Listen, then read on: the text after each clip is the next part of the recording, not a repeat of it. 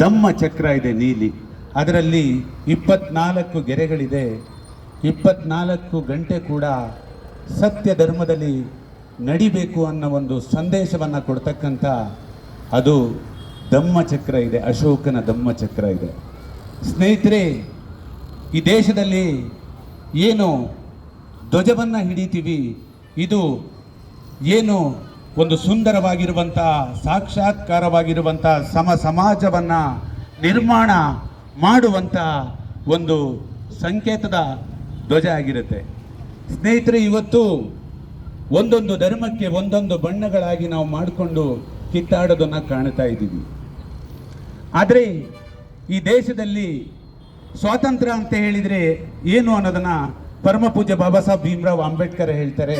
ಈ ದೇಶದಲ್ಲಿ ಹುಟ್ಟಿರುವಂಥ ಪ್ರತಿಯೊಬ್ಬ ಪ್ರಜೆಗೂ ಕೂಡ ಗೌರವವಾದಂಥ ಬದುಕು ಸಿಗಬೇಕು, ಸಮಾನವಾದ ಹಕ್ಕು ಸಿಗಬೇಕು, ಸಮಾನವಾದಂಥ ಅಧಿಕಾರ ಸಿಗಬೇಕು. ಇದೆಲ್ಲವೂ ಸಿಕ್ಕಿದರೆ ಮಾತ್ರ ಇದು ನಿಜವಾದ ಸ್ವಾತಂತ್ರ್ಯ ಅಂತ ಹೇಳಿ ಇವತ್ತು ಈ ಸ್ವಾತಂತ್ರ್ಯ ದಿನಾಚರಣೆ ಸಂಭ್ರಮಾಚರಣೆ ನಾವಿದ್ರೂ ಕೂಡ ವಾಸ್ತವದಲ್ಲಿ ತಳಮಟ್ಟದಲ್ಲಿರ್ತಕ್ಕಂಥ ಪ್ರತಿಯೊಬ್ಬರಿಗೂ ಕೂಡ ಈ ಸ್ವಾತಂತ್ರ್ಯ ದಿನಾಚರಣೆಯ ಸಂಭ್ರಮಾಚರಣೆಯಲ್ಲಿ ಭಾಗವಹಿಸುವಂಥ ಅವಕಾಶಗಳು ಸಿಗ್ತಾ ಇದೆಯಾ ಅಂತೇಳಿ ಖಂಡಿತವಾಗ್ಲೂ ಕೂಡ ಇಲ್ಲ. ಇಲ್ಲಿ ಕೆಲವು ಜನರ ಹತ್ರ ಸಾವಿರಾರು ಕೋಟಿಗಳು, ಕೆಲವು ಜನರ ಹತ್ರ 100 ರೂಪಾಯಿ ಕೂಡ ದುಡಿಯೋಕ್ಕಾಗದೇ ಇರುವಂಥ ಪರಿಸ್ಥಿತಿಗಳು ನಿರ್ಮಾಣ ಆಗಿದೆ. ಇವತ್ತು ಈ ದೇಶದಲ್ಲಿ ಇವತ್ತು ಈ ಧ್ವಜವನ್ನು ಮತ್ತು ಈ ಸಂಭ್ರಮಾಚರಣೆಯನ್ನು ಯಾರು ಮಾಡ್ತಾ ಇದ್ದಾರೆ ಅಂತ ಹೇಳಿದರೆ, ಕಡಿಮೆ ಸಂಬಳ, ಕಡಿಮೆ ಆದಾಯ ಇರ್ತಕ್ಕಂಥ ಜನಗಳು ಮಾಡ್ತಾ ಇದ್ದಾರೆ. ಅತಿ ಶ್ರೀಮಂತರು, ದೊಡ್ಡ ದೊಡ್ಡ ಉದ್ಯಮಿಗಳು ಇವತ್ತು ಅವರು ಈ ಧ್ವಜಾರೋಹಣ ಕಾರ್ಯಕ್ರಮದಲ್ಲಿ ಭಾಗವಹಿಸೋದಾಗಲಿ, ಈ ಇದರಲ್ಲಿ ಕಾರ್ಯಕ್ರಮದಲ್ಲಿ ಭಾಗವಹಿಸೋದು ಕಾಣಲ್ಲ. ಯಾಕಂತೇಳಿದರೆ ಅವರು ಸ್ವತಂತ್ರವಾಗಿದ್ದಾರೆ, ಅವರ ಬದುಕನ್ನು ಅವರು ಕಟ್ಕೊಂಡಿದ್ದಾರೆ. ಯಾರೇ ಅಧಿಕಾರದಲ್ಲಿದ್ದರೂ ಕೂಡ ಅವ್ರಿಗೆ ಯಾವ ರೀತಿಯ ಸಮಸ್ಯೆಗಳು ಇಲ್ಲ. ಅದರಿಂದ ಸ್ವಾತಂತ್ರ್ಯ ದಿನಾಚರಣೆ ಸಂಭ್ರಮಾಚರಣೆಯಲ್ಲಿ ಭಾಗವಹಿಸ್ತಕ್ಕಂಥ ಈ ಸಂದರ್ಭದಲ್ಲಿ ಇವತ್ತು ತನ್ನ ಮೈಯನ್ನು ಕೂಡ ಮಾರ್ಕೊಂಡು ತನ್ನ ಮಕ್ಕಳನ್ನು ಸಾಕ್ತಕ್ಕಂಥ ಇಂಥ ಪರಿಸ್ಥಿತಿಗಳಲ್ಲೂ ಕೂಡ ನಾವು ನೋಡ್ತಾ ಇದ್ದೀವಿ.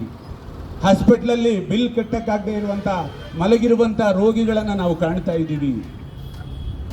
ಒಂದೊತ್ತು ಊಟಕ್ಕೂ ಇಲ್ಲದೆ ಇವತ್ತು ನಿರ್ಗತಿಕರಾಗಿ ಬದುಕ್ತಕ್ಕಂಥ ಬದುಕುಗಳನ್ನು ನಾವು ಕಾಣ್ತಾ ಇದ್ದೀವಿ.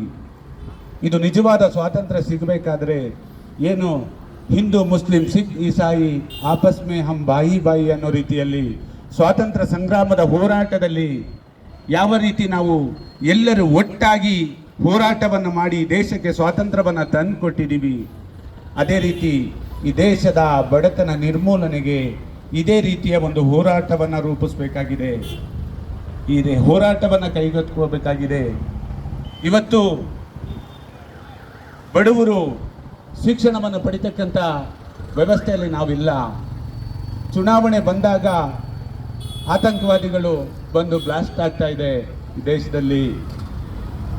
ಎಕ್ಸಾಮ್ ಆದ ತಕ್ಷಣ ಪೇಪರ್ಗಳು ಲೀಕ್ ಆಗ್ತಾ ಇದೆ. ಅಂದರೆ ಶಿಕ್ಷಣ ಅನ್ನೋದು ಒಂದು ವ್ಯಾಪಾರೀಕರಣ ಆಗಿದೆ, ಚುನಾವಣೆ ಅನ್ನೋದು ಒಂದು ವ್ಯಾಪಾರ ಆಗಿದೆ. ಹಾಗಾಗಿ ಇವೆಲ್ಲರ ಕಡೆ ಕೂಡ ನಾವು ಗಮನವನ್ನು ಹರಿಸಬೇಕಾಗಿದೆ. ನಿಜವಾದ ಸ್ವಾತಂತ್ರ್ಯ ಸಂಗ್ರಾಮದಲ್ಲಿ ಎಲ್ಲರೂ ಕೂಡ ಪಾಲ್ಗೊಳ್ಳುವಿಕೆಯನ್ನು ನಾವು ನೋಡ್ಕೋಬೇಕಾಗಿದೆ.